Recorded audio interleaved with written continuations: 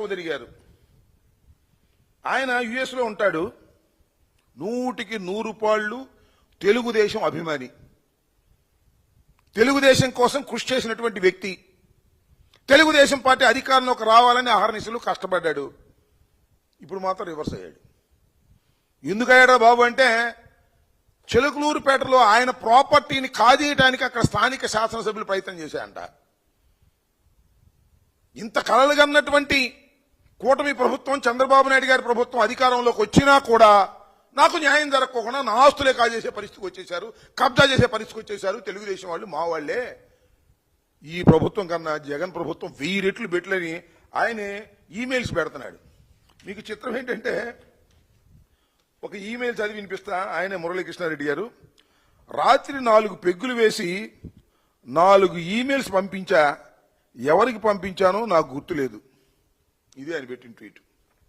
అంటే ఈ మురళీకృష్ణ చౌదరి గారు చిలకలూరుపేట ఆయన, యుఎస్లో ఉండే ఆయన, తెలుగుదేశం పార్టీకి చెందిన ఆయన, తెలుగుదేశం పార్టీ సరిగా పరిపాలన చేయటం లేదని, తన ఆస్తులు కాజేయడానికి ప్రయత్నం చేసిందని ఆయన ఈమెయిల్స్ పెట్టాడంటే ఎవరికో.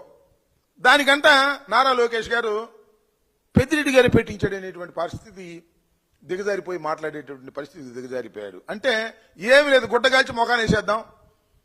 ఇవాళ సింగపూర్ వెళ్ళి ఏమీ తీసుకురాలేకపోయాం, అది చెప్పినా కూడా ఉపయోగం లేదు కాబట్టి ఏదో కథల్ని చెప్పాలి అనేటువంటి ప్రయత్నం ఇవాళ నారా లోకేష్ గారు పాపం చెప్పేటటువంటి ప్రయత్నం చేస్తున్నారు. ఇది ఒకసారి చెప్పమని అడుగుతా ఉన్నా. నారా లోకేష్ గారు, ఈ మురళీకృష్ణ చౌదరి గారు ఎవరు, మాకేమి సంబంధం, పెద్దిరెడ్డి గారికి ఏమి సంబంధం, పెద్దిరెడ్డి గారి మీద పడేటువంటి కార్యక్రమాలు ఎందుకు చేస్తున్నారు అనే విషయాల్ని దయచేసి నారా లోకేష్ గారు సెలవిస్తే బాగుంటుంది. సెలవేయకపోతే మీ కుట్రలు, కుతంత్రాలు, మీ బురదల్లి కార్యక్రమాలు ప్రజలు చాలా క్లియర్ గా అర్థం చేసుకుంటారని కూడా ఈ సందర్భంగా చెప్తారు. ఆయన చాలా పెట్టారు ట్వీట్లు, 1 కాదు 2 కాదు, మీరు ఒకసారి వెళ్ళి చూడండి.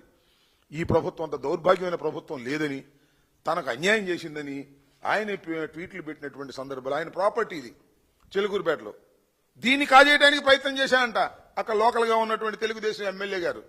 అందువల్ల ఆయన కడుపు మండి ఈ కార్యక్రమాలన్నీ చేస్తున్నాడు. ఇష్టం వచ్చినట్టుగా ఆయన విమర్శ చేస్తున్నాడు తెలుగుదేశం పార్టీని. ఆయన తీసుకొచ్చి మాకంటగట్టి ఇదేదో పెద్దిరెడ్డి గారు చేశారనేటువంటి కార్యక్రమాలు చేస్తున్నాడు. అంతేకాదు, పెద్దిరెడ్డి గారి మీద చాలా కష్టపెట్టినట్టున్నారు. నిన్న కూడా చెప్పారు కదా, పెద్దిరెడ్డి గారు కాలేజీలో చదువుకునేటప్పుడంట ఘర్షణ అయితే చంద్రబాబు నాయుడు గారిని చెప్పుతో కొట్టాడంట. మేము ఎక్కడ, ఆయన ఎక్కడ చెప్పుతో కొట్టాడు, మేమే కొట్టామని కొంతమంది ముందుకు చెబుతున్నారు. మొన్న నిన్నే మళ్ళీ తవ్వుకునే కార్యక్రమం చేస్తున్నారు సినిమాలో చెప్పినట్టుగా. ఆయన మీద ఇవాళ ఇష్టం వచ్చినట్టుగా మాట్లాడేటువంటి కార్యక్రమం చేస్తున్నారు. ఈ ఆదాన్ డిస్టిలరీస్ నుంచి పెద్దిరెడ్డి గారికి 5 కోట్ల రూపాయలు జమ అయిందట, పెద్దిరెడ్డి గారి కంపెనీకి, పిఎల్ఆర్ కంపెనీకి. ఇది పచ్చి అబద్ధం. ఇది ఎవరు చెబుతున్నారు? నారా లోకేష్ గారు చెబుతున్నాడు నేను ప్రెస్ మీట్లో. ఆదాన్ కంపెనీ నుంచి పిఎల్ఆర్ కంపెనీకి 5 కోట్ల రూపాయలు జమ అయింది అని. ఇప్పుడు ఇది 2021లో జమ అయింది అని మాట. అసలు ఆదాన్ కంపెనీ నుంచి పిఎల్ఆర్ కంపెనీకి 1 పైసా కూడా ట్రాన్స్ఫర్ కాని దాన్ని అద్భుతమైన కథల్ని చెప్పేటటువంటి ప్రయత్నం చేస్తున్నారు. అంటే పెద్దిరెడ్డి గారి మీద ఉన్నటువంటి కక్ష కార్పణ్యాలు, ఈ విధంగా లిక్కర్ కేసులో లేనిపోని అబద్ధాలు చెప్పి నమ్మించాలనేటువంటి ప్రయత్నం ఇటు ప్రజల్ని అటు న్యాయస్థానాల్ని వారు పడుతున్నటువంటి పాటలు ఇన్ని అన్నీ కాదని మనం చేస్తున్నాం. అసలు ఆదాని కంపెనీ నుంచి రాలేదండి, ఇంకో కంపెనీ నుంచి వస్తాయి, వస్తే తప్పేంటి అని అడుగుతా ఉన్నా. ఒక కంపెనీ నుంచి మరో కంపెనీకి అప్పులు తీసుకోవడం మళ్ళీ చెల్లించడం జరుగుతూ ఉంది. ఒక కంపెనీ నుంచి 5 కోట్ల రూపాయలు తీసుకున్నారు 2021లో, ఆ తర్వాత పే చేశారు. దీనికి లిక్కర్ స్కామ్ కి దీనికి సంబంధం ఏంటి? ఊరికినే బురద జల్లేటటువంటి కార్యక్రమాలు దురదృష్టవశాత్తు సాక్షాత్తు నారా లోకేష్ గారు చేసేటటువంటి ప్రయత్నం చేస్తున్నారు. ఇది చాలా దుర్మార్గమైనటువంటి విషయం. దీన్ని కనిపెట్టాలని కూడా ప్రజల్ని ఈ సందర్భంగా నేను కోరుతూ ఉన్నా. ఇంకపోతే నెల్లూరు పర్యటన చూశారు కదా. జగన్మోహన్ రెడ్డి గారు, కాకాని గోవర్ధన్ రెడ్డి గారు, జగన్మోహన్ రెడ్డి గారు మంత్రివర్గంలో వ్యవసాయ శాఖ మంత్రిగా ఉన్నారు, నేను ఇరిగేషన్ మంత్రిగా ఉన్నాను.